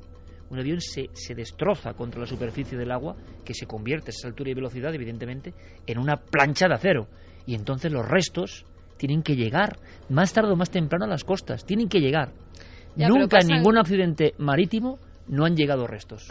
Ya, nunca ha habido un accidente pero al cabo sin de restos. ¿cuánto tiempo? Porque fíjate, No más de 2-3 meses. Bueno, hace poco ha habido una polémica muy grande con una especie de tablillas de corcho que estaban llegando a diferentes partes del mundo. Es verdad. Vale, pues es de un buque que se hundió hace 50 años. Pero seguro que hay más restos de ese buque que han llegado antes. Seguro. No lo sé, pero las tablillas han salido ahora. Con lo cual, ¿cuánto tiempo tarda en que alguien de alguna zona rescate uno de esos restos? Según dicen los que saben, que ya... Algo que aprende siendo un ignorante como yo es que la gente que dice que sabe bastante poco de casi todo. O sea que es así. Y decían, por los estudios que hemos hecho, como mucho 2-3 meses, unos restos llegan a alguna costa. Hoy en día, con la información tal hiperglobalizada y que una noticia que ocurre en Mozambique nos llega al minuto 1 o una que ocurra en Ucrania pasa exactamente lo mismo, la captación de restos de un avión de origen desconocido que pudiera ser el de Malasia no hubiera pasado desapercibida. Pero bueno, más esperaremos tarde información. O más temprano se tendrán que encontrar. Pasó con la avioneta en la que viajaba Missoni, el miembro de la familia Missoni, que al cabo de 1 año y pico apareció. Pero era una avioneta, no era un avión de estas características. Pero era ¿no? una avioneta de la que no se tenía ni rastro y había desaparecido completamente. Ya se hablaba de otro triángulo de las Yo tengo Bermudas. la corazonada, pero es corazonada, se puede estar equivocado, de que esas fotos no son de los restos, pero ojalá me equivoque, Tenemos de ¿no? todas formas a un periodista de Sky News que estaba justo en el buque que ha salido con toda esa tecnología para buscar el avión. Este es el equipo de sonar más moderno y técnicamente avanzado del mundo, y será esta caja amarilla la que, con suerte, responderá a la pregunta más misteriosa de todas: ¿qué ocurrió con el avión? Si miran en esta parte, podrán ver unos paneles laterales que emiten pulsos de sonar hasta una distancia de 1 kilómetro. Todo lo que se detecta viene devuelto aquí, al barco, donde se analiza por expertos. Me dicen que pueden detectar algo tan pequeño como una lata de refresco desde una distancia de 1 kilómetro, así que es realmente impresionante. Estamos aquí porque el ministro de Defensa de Malasia ha estado hoy a bordo para animar a los técnicos, para decirles lo importante que es su trabajo. Él ha dicho que será tecnología de este tipo la que con un 99,9% de probabilidades encontrará el avión desaparecido. Lluvia metálica del gran Vangelis para hablar de otros asuntos que tienen que ver, cómo no, con el cosmos. Agua diferente. El agua en el abismo conserva el secreto de ese avión. Nos recuerda muchos casos de los que se dejó de hablar. También se ha dejado de hablar en este mundo que habla tan rápido de todo. Se ha dejado de hablar del avión de Malasia. Hay que recordarlo de vez en cuando. Sigue siendo un misterio. Algo a descifrar. Lo que no sabíamos y no teníamos tan claro, y nos lo va a contar en una ráfaga nuestro compañero Diego Marañón, es que el agua del planeta también es un misterio. Claro, lo damos por hecho. Bueno, es agua, ¿no? Claro. Pero no sabíamos que el agua del planeta Tierra, de momento, no se parece a ninguna. No tiene los componentes de ninguna. Y cuando hablamos de que en ese agua se produjo el prodigio todavía no explicado del nacimiento de la vida, la pregunta, la ecuación, es sin duda sorprendente. El agua de la Tierra es como una joya en mitad de un universo infinito. ¿Qué tenemos de especial esta especie para tener ese agua? Los científicos llevan décadas buscando una similitud y no la encuentran. Pensaban que la iban a encontrar, Diego, con esta sonda Rosetta. Iba a quedar explicado de dónde vino nuestro agua. Y el misterio parece que se ha agrandado. Por eso quizá no se ha comentado mucho, compañero. Pues sí, así es. La misión de la sonda Rosetta Iker no deja de ser noticia desde hace meses. Primero por su aterrizaje en un cometa, luego por el problema que el módulo Philae tuvo con la batería y que ha provocado que ahora mismo esté en estado de hibernación. Y esta semana esa misión volvía a los titulares por otro de sus objetivos, que era averiguar de dónde procede el agua en la Tierra, como comentabas. Un enigma que trae de cabeza desde hace muchísimo tiempo a los astrofísicos de todo el mundo. Y el motivo es que por nuestra situación en el sistema solar, por donde estamos, que es relativamente cerca del Sol, la Tierra es una rara avis, y lo es por la abundancia de agua, cuando debería ser un planeta seco, como casi todos los que nos rodean. Y es extraño que durante su formación, un elemento con un punto de evaporación tan bajo como tiene el agua, pudiera no solo formarse, sino estabilizarse. Entonces, por mucho que nos resulte familiar ahora mismo, el agua en la Tierra es algo así como un accidente, algo que llegó después de su formación con total seguridad. La ciencia apuntaba hasta ahora ahí que eran dos posibles portadores, los cometas por un lado y los asteroides por otro. Bien, pues esta semana Science Express, que es una revista científica, publicaba los primeros resultados de los análisis efectuados por Rosetta. Unos análisis cuya primera conclusión es que el agua en la Tierra es, en estos momentos, de origen desconocido. Y para llegar a esa certeza, la Agencia Espacial Europea ha utilizado un espectrómetro de masas, el más sofisticado de este tipo que ha sido enviado al espacio hasta hoy, y que en pocas palabras, para que nos entendamos todos, es un aparato que permite comparar el agua que hay en el cometa con la composición de ese mismo líquido en la Tierra, y también con la composición del agua que contienen otros cometas. Como te digo, se han descartado que existan coincidencias. Así que entonces, ¿qué pasa ahora? O sea, ¿qué escenario se perfila en cuanto al origen del agua? Pues bien, se lo hemos preguntado a nuestro compañero José Manuel Nieves, que es responsable del área de ciencia del diario ABC, y esto es lo que nos dice. Los científicos ahora empiezan a mirar a la otra gran posibilidad del origen del agua terrestre, que son los asteroides. También los asteroides cayeron en gran cantidad sobre nuestro planeta en aquella lejana época, hace más de 3.000 millones de años, y podrían ser el origen de los mares y de las reservas de agua que tenemos hoy en la Tierra. Sin embargo, habrá que hacer más estudios. Otra de las conclusiones de estos estudios de la nave Rosetta es que las firmas del agua, las firmas químicas del agua de diversos cometas son muy variadas, es decir, hay muchos tipos de cometas, con lo cual esto no ha hecho más que empezar. Lo que tenemos claro es que el agua que hay en nuestro planeta no nació en nuestro planeta, sino que vino del espacio. Hay que saber exactamente de dónde. Y yo estaba escuchando a José Manuel Nieves, Diego, y me hacía exactamente la misma pregunta. Esa pregunta que mucha gente me hace. Pero es que para ti todo es misterio, hombre, claro. ¿Cómo no? El agua, sí, hombre, lo más habitual, ¿verdad? Y resulta que no es nada habitual. Resulta que es como un diamante en mitad de la inmensidad. Resulta que no está este agua en ningún otro lugar del mundo conocido. Claro, y además, ¿y qué es lo que implica eso? Es decir, que de los dos sospechosos que teníamos, uno se ha caído de la quiniela, por utilizar una terminología que todos entendamos, y los asteroides, como nos decía José Manuel Nieves, se perfilan como los depositarios más probables del agua en nuestro planeta.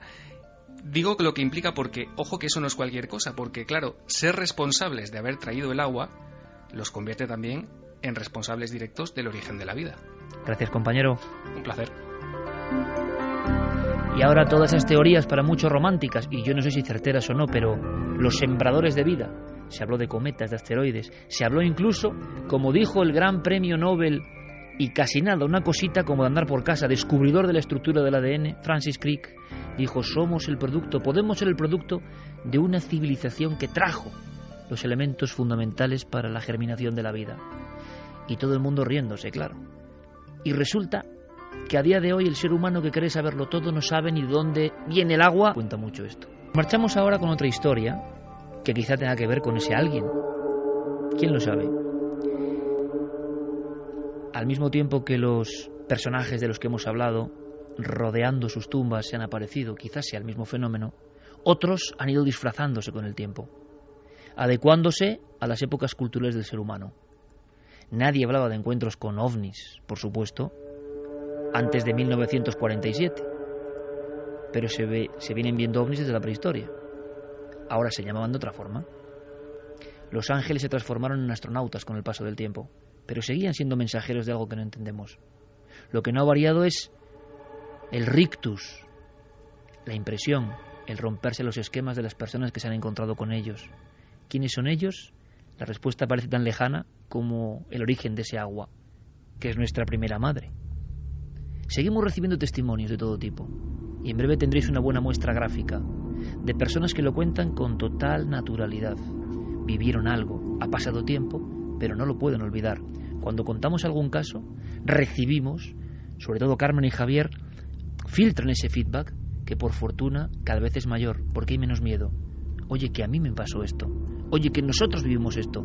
Y que ahora sí nos atrevemos a contarlo.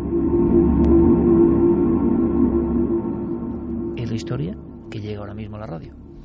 Sí, y tenemos que darle las gracias a Francisco, que es la persona que nos puso en conocimiento de esta historia que le había ocurrido a él mismo en el verano de 1998, cuando él tenía 13 años, y le ocurre en compañía de otras 3 personas. Son 4 testigos en total.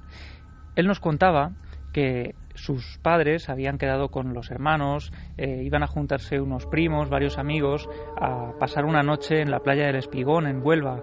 A ellos les gustaba acampar, habían acudido allí en alguna otra ocasión, porque en aquella época además se podía acampar muy cerca de la playa, y esa noche deciden reunirse todos para ponerse al día y volver a verse después de un tiempo. Es entonces cuando estos 4 jóvenes se convierten en testigos de una historia que ellos no esperaban haber vivido esa noche. Vamos a escuchar al propio Francisco contándonos cómo se inicia todo esto. Llegamos por la tarde y nada, que no estábamos haciendo gran cosa, vamos, una barbacoa y demás, y cuando terminamos de cenar y demás, los 4 que éramos de la misma edad, los 4 primos, nos fuimos a la orilla, que estaba a unos 300, 400 metros de donde estaban las tiendas. Ellos aprovechan para contarse un poco cómo han sido los últimos meses en el colegio, empiezan a ver las estrellas, a contarse algunas historias, y es entonces cuando ocurre la primera de las cosas extrañas que van a suceder esa noche, algo que ya de por sí les deja muy desconcertados. De repente empezamos a escuchar ruido a nuestra izquierda, que era donde acababa, digamos, la playa donde estábamos y el Espigón. Empezamos a escuchar varios ruidos de varios vehículos, como si se acercaran, pero desde muy lejano. No sé si era en la parte de lo que es la orilla, en la parte del mar o en la parte de la arena, porque ya te digo que lo veíamos escuchando desde muy lejos. Y nosotros lo que pensamos en ese momento que era quad o motos de la Guardia Civil, porque por ahí es imposible que un vehículo pueda pasar. Y se iban acercando, cada vez los ruidos eran mayores, las luces, varias luces viniendo, y cuando ya en teoría debería de pasar por enfrente de nosotros, se apaga todo, se apaga el ruido de todo, pero todo a la vez. Entonces nos pusimos en alerta, claro, lo ves, te resulta extraño. En esos momentos de incertidumbre ellos empiezan a comentar lo que acaba de ocurrir, intentan atisbar incluso en la oscuridad si pudiera haber algún vehículo en esa zona, una zona que les extraña porque está a medio camino entre el agua y la orilla, un lugar complicado para el acceso de cualquier vehículo. Y es entonces cuando ocurre algo más extraño todavía. En medio de la oscuridad aparece un siniestro personaje. A los 2 minutos mi primo pega una voz de ¿eso qué es? Y miramos a la izquierda a 10 metros nuestra, 10-15 metros nuestra, súper cerca, como un ser de 2 metros y medio, así, y lo que yo recuerdo era que estaba como una estatua, lo vería 5 segundos, 6 segundos y salía a correr, todos echamos a correr. Yo no vi si se vino detrás mía, si se quedó allí, pero después hablando con mi primo y eso, que dice que él se quedó paralizado por el miedo, él vio como la sombra, vamos, era como una sombra, se quedó mirando y se dio la vuelta y se fue. Lo que más marcó a los testigos era que aquella figura parecía tener unos ojos rojos, unos ojos que se iluminaban en medio de la noche y que ellos intuían que les miraban profundamente. No solo eso, sino que intuían, algo les decía que esa figura no era humana, que no era algo normal. Así que echan a correr, se lo cuentan a sus padres, pero los padres no se lo creen que es una chiquillada, que es algo que se han inventado los niños para llamar la atención. Pero ellos, todavía hoy, cuando han regresado a ese lugar, son incapaces de olvidar esa historia. La última pregunta que yo le hacía a Francisco es si podría haberse tratado de alguien intentando gastarles una broma. No era imposible, vamos, era imposible por la altura y por la zona donde estábamos, que estábamos en la orilla, en un sitio que cuesta trabajo entrar, vamos. Esa noche nos costó trabajo, bueno, por lo menos a mí dormir, o sea, pánico. Mi prima, que es una de las que estaba, no quiere saber nada del tema, se le habla del tema, incluso en reuniones y demás, se levanta y que se quiere ir, vamos, después de todos los años que han pasado, eso se va a quedar siempre, vamos. Es muy curioso, ahora os contaré por qué vamos tan rápido, por hay conexión con nuestro compañero Gonzalo Pérez Arró en esas dependencias de una localidad de Cáceres, de la policía, porque algo ha ocurrido y nos tiene que contar en tiempo real.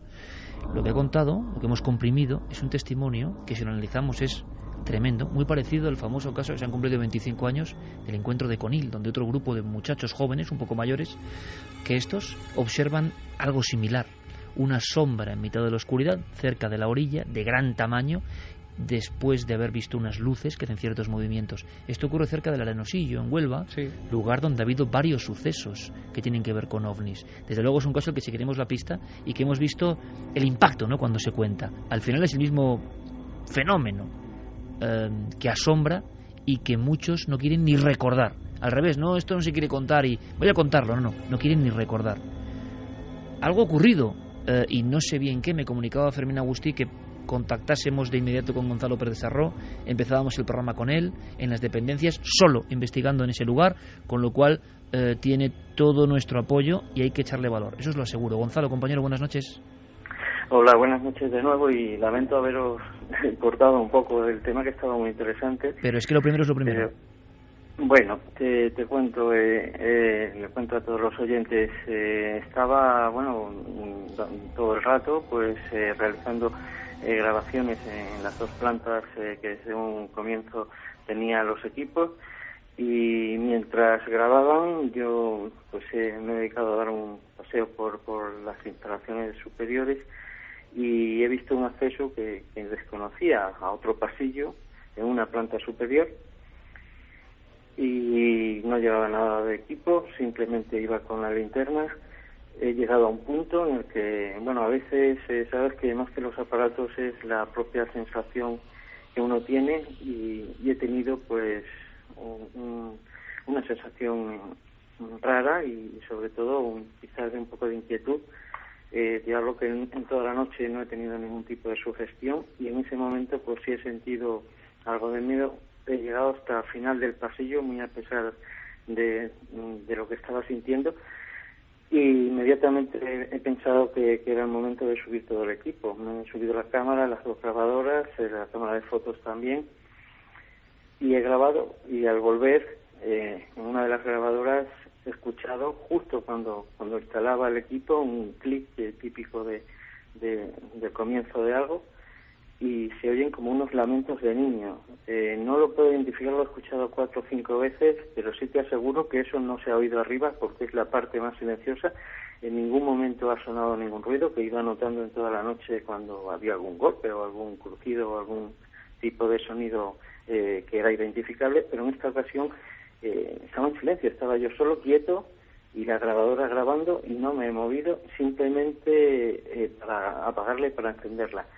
Y después de ese clip se ha oído 2 veces consecutivas el quejidos no de una voz, sino de 2 o 3 voces. A mí me ha parecido de infantiles. No puedo asegurarlo, quizás luego en el equipo informático con un programa pues sea más identificable. ¿Has grabado con grabadora digital, Gonzalo? Digital, sí. Pero sí, ¿me estás hablando de que tú has escuchado los sonidos o que los has escuchado al reproducir la cinta? ¿O la grabación? A reproducirla, claro. ¿No puedes aproximarnos la grabadora, el teléfono? Es que yo creo que va a ser, ya de por sí, es difícil de... Si puedes intentarlo, comprenderemos que no se escucha absolutamente nada, Gonzalo, comprendemos la situación en concreto en la que te encuentras, pero sería muy interesante. Bueno, yo te lo voy a poner, espera que diga... Capturas el momento... Y desde luego tranquilidad, porque yo sé muy bien la valía de nuestro compañero, pero también sé el momento por el que está pasando, ¿no?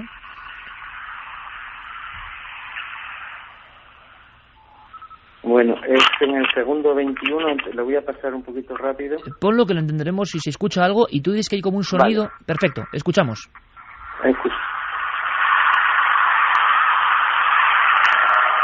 Ahora.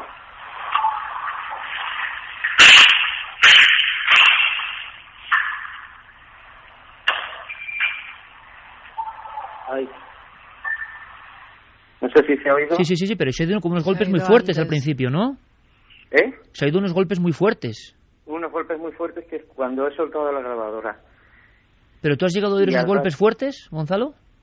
¿Has llegado a escuchar esos golpes fuertes en vivo? Sí, los golpes fuertes. Que no te había comentado que, bueno, esos golpes fuertes que tú oyes son cuando yo suelto la grabadora, pero antes, esta noche he estado escuchando golpes fuertes en los que no son la grabadora ni hay nadie alrededor. ¿Puedes volver a ponerlo, Gonzalo? Permíteme, porque creemos aquí con los cascos, estamos escuchando, no sé, compañeros, ¿estáis de acuerdo? Se oye una ayuda. Se oye un algo. Ayuda. Antes, ayuda, dices. Vamos a ver. Yo no sé si me habéis oído cuando aviso ahora.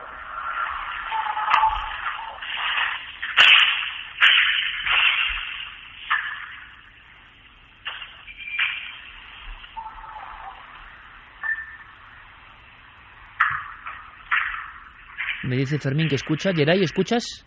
Perfectamente, confirma. Sí, aquí escuchamos todos una serie de voces, pero podrían ser, Gonzalo, simplemente, y también nos entendemos, compañero, podría ser algo del exterior, alguna ventana abierta. No, en esta ocasión te digo que no, porque en otras sí he estado yo anotando ruidos de la calle. Arriba está todo cerrado y en un silencio sepulcral, porque es que la parte de arriba, que no sabía que existía, ya te digo que me ha sonado la puerta y la he recorrido, estaba en silencio, un silencio aplastante. O sea que nos dice Geray ahora mismo, que de técnica sabe un rato, claro, es técnico de Milenio 3, ni más ni menos, que se escucha antes del golpe perfectamente una voz. Vamos a ver si podemos ponerlo otra vez, Gonzalo. Yo sé que es importante, porque nosotros también lo estamos grabando y regrabando. Es lo que parece en tuberías sonando con algo. Ya lo enviaré de todas formas. Pero... Sí, por supuesto, pero vamos a escucharla en vivo, Gonzalo, que eso también no es muy habitual, ¿no? En lugar de los hechos. Voy.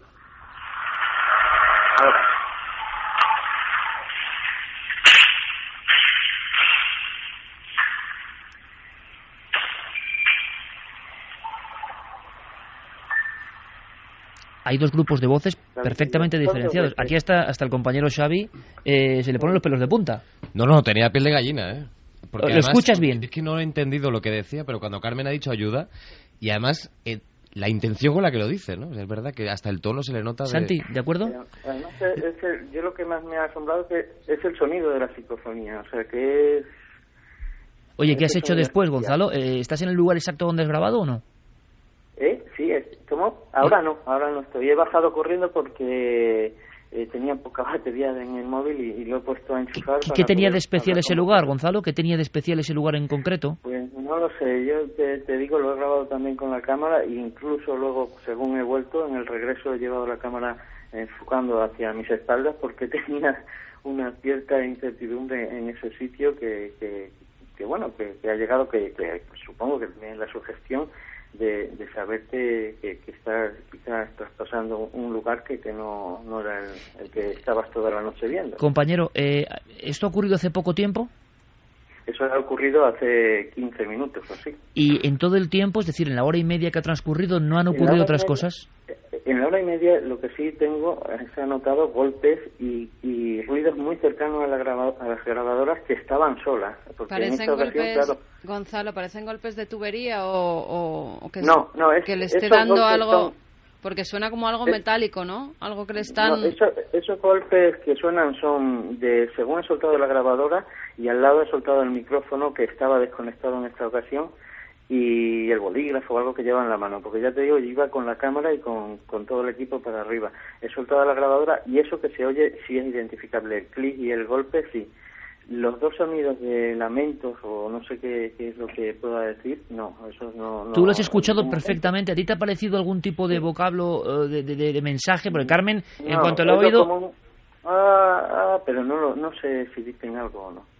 ¿Los sonidos, Gonzalo, los notabas dentro del edificio?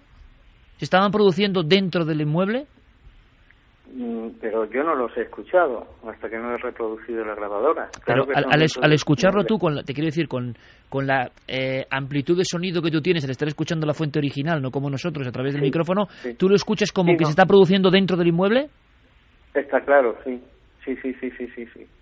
Sí. Y te digo que en varias ocasiones que he dejado las grabadoras, porque en esta ocasión iba yo acompañando al equipo y luego iba soltando, depositando en los 2 o 3 puntos que he grabado arriba. Pero en otras ocasiones he dejado las grabadoras y yo me he ido a la sala donde, digamos, tengo la base con el ordenador y con el cuaderno y estaba anotando los ruidos que podrían sonar del exterior o de dentro de las instalaciones. Y en esas ocasiones han estado las grabadoras solas, se oyen ruidos al lado de la grabadora, o sea, no ruidos de ambiente o ruidos de la calle o ruidos bueno, el personal que pueda Sí, entrar como al alguien carro, rondando cerca de la grabadora, un clásico, ¿no? cerca de la grabadora, como si yo estuviera allí al lado y yo no lo estaba, claro, pues yo qué sé, y me haya movido o haya tocado algo cerca de la grabadora. ¿Has pasado un momento, imagino, de angustia? Porque lo entendemos perfectamente, Sí. estás solo. Sí. ¿Ahora estás más tranquilo? La experiencia era para mí pues algo apetecible, porque me gustan este tipo de situaciones, pero el rato que he tenido arriba no ha sido grave. ¿Qué puede hacer nuestro compañero Gonzalo? No sé muy bien qué recomendarles, y casi igual es mejor regresar con más tranquilidad y no permanecer mucho tiempo solo en ese sitio, porque ahí la sugestión puede causar un momento... Es diferente ir 3 o 4 personas a ir solo, Gonzalo. Yo es lo que pienso sinceramente. Sí, yo en cuanto, terminéis, que ya supongo que queda poco, sí, pues recogeré, y si tengo mucho material grabado, o sea que ahora llega la segunda parte. Regresaremos. Escuchar en casa. Regresaremos, ni más ni menos está pasando en un departamento policial en España con nuestro compañero Gonzalo yo investigando. volvería a subir y preguntaría, por si acaso. Sí, pero... Y así ya... Estando solo... Sí, pero bueno, ya que se ha grabado algo, claro. Gonzalo es un tío... Es un tío bragado. Que no se asusta fácilmente. Él con es lo un cual... tío del campo arañuelo, o sea que este no se va a asustar Además, fácil. si son niños tampoco hacen nada malo, ¿no? Bueno, se dan sus cosas. Haz lo que tú decidas, Gonzalo. Subir arriba, volver a grabar... Fíjate que me decía Gonzalo además en un... Solo he escuchado lo de una. Me decía Gonzalo en un correo que justo hoy cumplía 30 años en la investigación. Y yo le decía en un mensaje antes de empezar el programa que seguro que el misterio le deparaba alguna sorpresa. Como te canten cumpleaños feliz los niños... Nada es casual, Gonzalo. Seguro que no. Un abrazo muy grande. Seguimos en contacto hasta el final del programa y cuando haga falta, compañero, volveremos, estoy seguro, y vamos a ver qué se ha grabado, vamos a investigar. Gracias por todo tu esfuerzo, como siempre, compañero. Gracias. Cuídate, Gonzalo, un beso.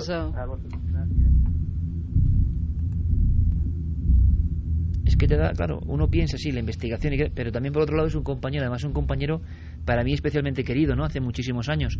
Y me lo estoy imaginando, porque yo he vivido eso, todos hemos vivido eso, solo, en la oscuridad en un sitio donde está empezando a pasar esto, y puede seguir, hay que tranquilizarle, pero es verdad, como la sugestión, como el daimon de la sugestión se te meta en el cuerpo solo en un sitio, menos mal que es un sitio que no es precisamente un monte, ¿no? No, es un sitio cerrado y además donde no puede entrar nadie físico que le pueda, porque hemos estado muchas veces solos en sitios abandonados donde podía entrar gente y ese miedo físico sí que lo tienes. Sí, y además yo creo que, fíjate... Se oía. Se oía perfectamente, pero es que hay un momento en las investigaciones en las que de repente suena ese clic, uno siente ese miedo repentino, no sabemos si es sugestión o no, pero a veces coincide, como le ha pasado a Gonzalo, con el momento en el que se empiezan a captar cosas. A veces también es bueno aprovechar esos momentos, como nos ocurrió en Belmez, por ejemplo, que hubo unos momentos de tensión brutales, fueron unos minutos. Sentimos, pero en Belmez no estaba solo. Sí, pero bueno, quizás es un buen momento para intentar averiguar algo más. Bueno, sabremos algo. La semana que viene sabremos algo más. Conectaremos con Gonzalo y sabremos algo más. Corremos tupido velo. Vámonos, Geray, compañero.